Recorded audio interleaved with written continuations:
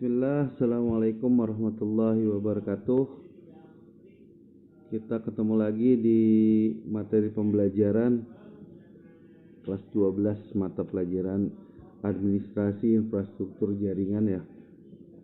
Kali ini kita akan melanjutkan materi tentang firewall lagi, masih di kompetensi dasar mengetahui mengevaluasi firewall jaringan. Nah, kali ini kita akan melanjutkan materi lagi tentang firewall. Sebelumnya kita udah sama-sama pelajari tentang konsep dan jenis-jenis firewall ya. Nah, di video kali ini kita akan sama-sama pelajari tentang layanan pada firewall. Oke, sebelum kita memulai materinya, alangkah lebih baiknya kalian dan kita sama-sama berdoa terlebih dahulu supaya materi yang kita akan pelajari kali ini bisa dipahami dengan mudah. Oke, kita langsung saja ke materinya. Nah, jadi di materi layanan firewall ini akan dijelaskan ya, akan kita sama-sama pelajari tentang apa aja layanan yang ada di firewall. Tapi sebelumnya kalian harus terlebih dahulu memahami dulu tentang OSI layer, protokol, dan port, karena di dalam layanan-layanan firewall ini berkaitan juga dengan materi tentang OSI layer, protokol, dan port. Nah, ini sebenarnya materi ini nih sudah kalian pelajari di kelas 10 ya. Jadi ini bagian dari basic jaringan, konsep jaringan basicnya ya, kita harus memahami hal-hal berikut ini. Jadi yang pertama kita harus sudah memahami tentang OSI layer. Jadi OSI layer itu satu standar ya, standar pedoman standar, satu konsep yang berkaitan dengan bagaimana sebuah jaringan komputer itu saling terhubung. Ada 7 lapisan, ibaratnya kayak 7 langkah sebuah data itu bisa terkirimkan dari satu komputer ke komputer lainnya. Itu konsepnya ada di OSI layer ini. Kalian harus sudah paham fungsi dari 7 layer ini, mulai dari physical, data link, network, transport, session, presentation, sampai dengan application. Berikutnya kalian juga harus memahami tentang protokol. Protokol itu sebuah aturan ya, sebuah aturan yang disepakati supaya perangkat-perangkat jaringan ini bisa saling terhubung. Artinya aturan standar yang harus diikuti beberapa vendor-vendor perangkat jaringan supaya perangkat-perangkat yang mereka buat itu bisa saling terhubung walaupun beda merek atau beda vendor, seperti itu. Nah, di dalam protokol ini dia dibekali juga dengan port atau nomor penomoran port. Jadi setiap protokolnya nanti ada nomor portnya. Port ini juga berfungsi sebagai apa ya, kayak satu mekanisme lah yang mengizinkan sebuah komputer itu bisa mendukung beberapa sesi koneksi gitu, antar komputer dengan komputer lain.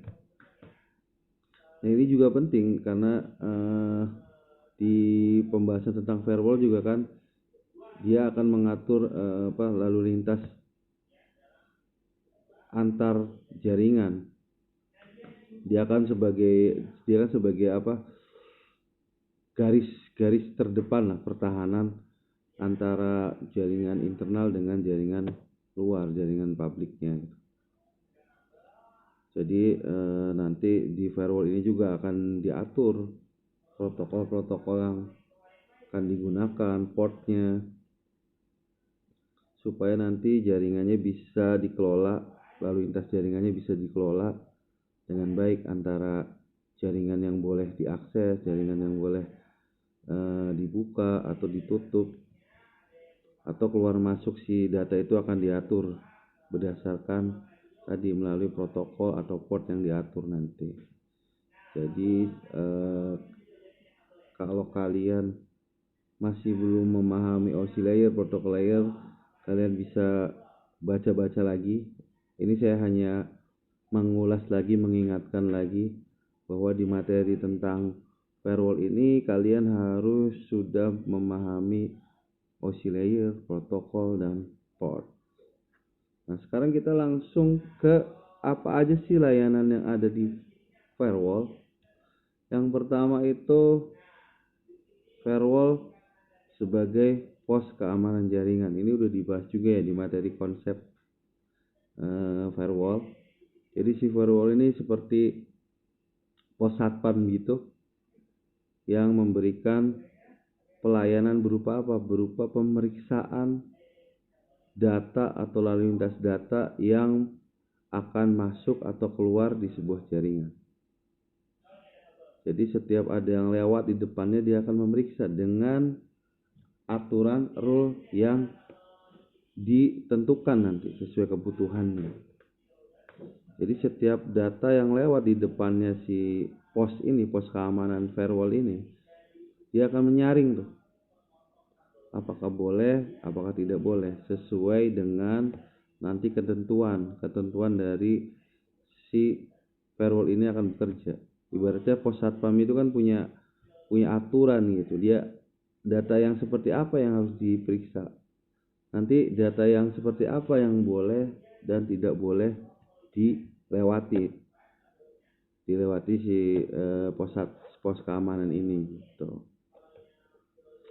Lalu berikutnya ini si firewall ini juga punya layanan untuk mencegah kebocoran data.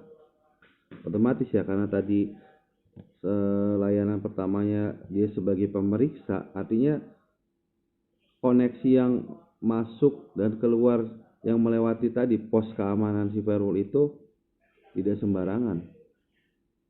Dengan begitu data yang ada misalkan di jaringan internal yang akan diakses oleh jaringan luar ya akan tidak bisa sembarangan dibuka gitu, sehingga lalu lintas koneksi datanya itu bisa diawasin. Otomatis kebocoran data juga bisa dicegah, walaupun namanya sebuah sistem pasti ada celahnya gitu ya. Tapi firewall ini salah satu cara lah untuk melakukan usaha pencegahan kebocoran data seperti itu. Nah, layanan berikutnya adalah logging. Jadi si firewall juga dia melakukan layanan berupa pencatatan aktivitas.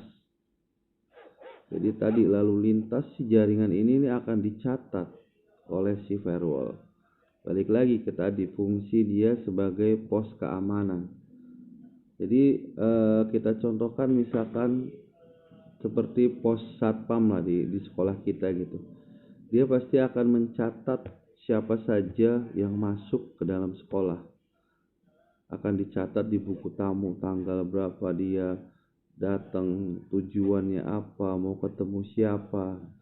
Nah, kalau di firewall dia akan mencatat, contohnya seperti di ilustrasi gambar ini, dia akan mencatat tanggal berapa, protokol apa yang diakses, terus alamat apa yang dia akses. Jadi dia akan mencatat setiap kali akan mengakses data pengguna jaringan melalui firewall, karena tadi ada pos keamanan tadi. Nah, nanti pencatatan itu tuh bisa bisa dilihat nanti di kemudian hari ketika ada sesuatu yang terjadi, misalkan ada kehilangan apa, ibarat adakah akses yang tidak diperbolehkan, terus tiba-tiba dia masuk dengan cara tertentu misalnya, semua akan tercatat. Nanti dari catatan itu bisa diambil satu kebijakan baru gitu untuk mengembangkan sistem keamanan di jaringan kita nanti. Seperti itu.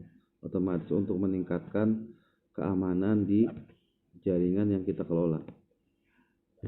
Nah, berikutnya adalah layanan yang disebut sebagai NAT ya. Kalau kata kalian mah NAT, Network Address Translation. Jadi ini satu metode untuk memodifikasi paket data yang datang. Jadi contohnya misalkan ketika jaringan lokal kamu bisa terhubung ke jaringan publik, itu akan dilakukan satu metode yang namanya NAT. Gunanya apa? Untuk menyembunyikan IP publik, IP lokal kamu. Dan supaya IP lokal kamu ini bisa dikenali sama area publik, karena tadi digunakan satu metode di dalam NAT ini yang disebut dengan masquerading. Jadi penyamaran gitu loh, penyamaran IP. Ini bisa dilakukan oleh firewall. Nah, karena di dalam firewall ada satu layanan yang namanya NAT. Nah, ini akan kita praktekkan nanti ya di pertemuan berikutnya. Nah, lalu layanan berikutnya adalah proteksi data. Ya, dari apa yang disebutkan tadi tuh emang tujuannya mah untuk memproteksi data. Jadi dia si firewall ini bisa mencegah modifikasi data dari pihak lain, karena tadi nggak sembarang pihak, nggak sembarang akses bisa mengakses data yang ada di dalam jaringan kita, ataupun bisa mengirimkan data yang ada dari luar untuk dimasukkan ke dalam, sehingga data yang di dalam jaringan kita itu bisa dirubah-rubah sama akses-akses yang tidak diperbolehkan sebenarnya. Otomatis nanti kan biasanya data itu kan rahasia ya, jadi harus diamankan, salah satunya dengan layanan yang ada di firewall ini. Mungkin itu beberapa layanan yang bisa yang dilakukan yang ada di firewall. Nanti minggu depan atau di pertemuan selanjutnya akan kita praktekkan tadi itu, akan kita dalemin lebih dalam lagi seperti apa sih konfigurasinya untuk mengaktifkan atau menjalankan layanan-layanan firewall tadi. Nanti kita di pertemuan berikutnya akan ketemu lagi ya. Mudah-mudahan kalian selalu sehat di rumah, tetap semangat. Itu aja mungkin di pertemuan kali ini materinya, mudah-mudahan bisa dipahami. Jika ada pertanyaan silahkan kalian catat, nanti disampaikan di forum kita ya. Mungkin itu aja dari saya. Barakallah. Wassalamualaikum warahmatullahi wabarakatuh.